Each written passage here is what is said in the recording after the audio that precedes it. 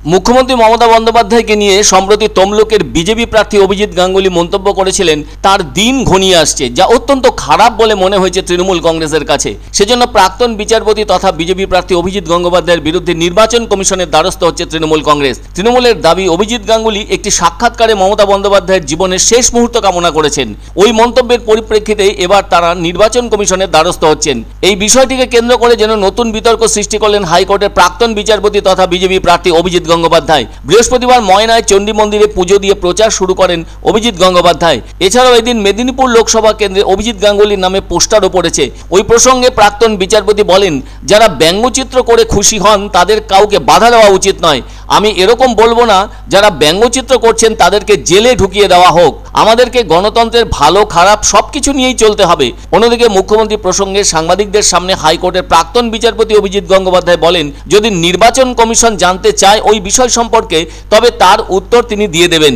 মুখ্যমন্ত্রী হলো উপলক্ষ, সেজন্য তার ওই ডেজিগনেশন ব্যবহার করে সরাসরি তাকে নয় তার দলের কথা বলেছি। তার দলের যেন সময় ঘনিয়ে এসেছে। কিন্তু তৃণমূল কংগ্রেস এই ঘটনাকে নির্বাচন কমিশনের কাছে তুলে ধরতে চাইছে। ফলে তৃণমূল কংগ্রেসের পক্ষ থেকে অভিযোগ তোলা হয়েছে যে দেশের অন্যতম মহিলা মুখ্যমন্ত্রীর বিরুদ্ধে খারাপভাবে হুমকি দেওয়া হয়েছে ওই প্রাক্তন বিচারপতি তথা তমলুকের বিজেপি প্রার্থীর পক্ষ থেকে। সেজন্য তারা অভিজিৎ গঙ্গোপাধ্যায়ের কড়া শাস্তির দাবি করেছে। এদিন তিনি সাংবাদিকদের সামনে নিজের ওই কথার ব্যাখ্যাও দিলেন।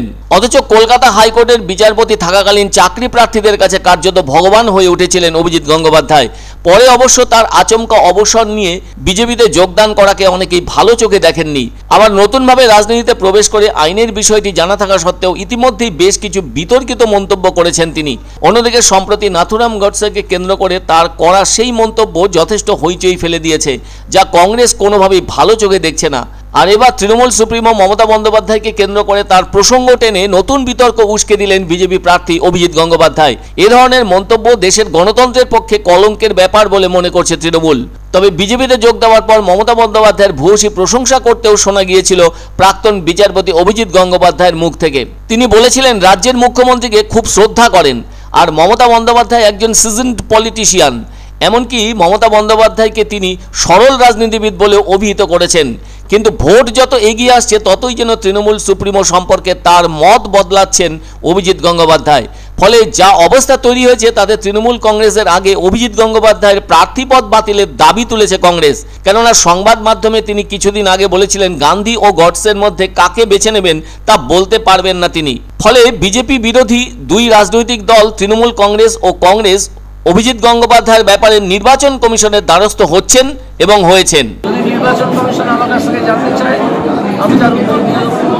তার দলের শেষের সময় মুখ্যমন্ত্রী মানে তো মুখ্যমন্ত্রী নয়, মুখ্যমন্ত্রী মানে তার দল। মুখ্যমন্ত্রী কি নাম মুখ্যমন্ত্রী ব্যানার্জি বা মমতা ব্যানার্জিও যদি বলা হয়ে থাকে, তাহলে মমতা ব্যানার্জি মানে তার দলকে নির্দেশ করা হয়ে থাকে।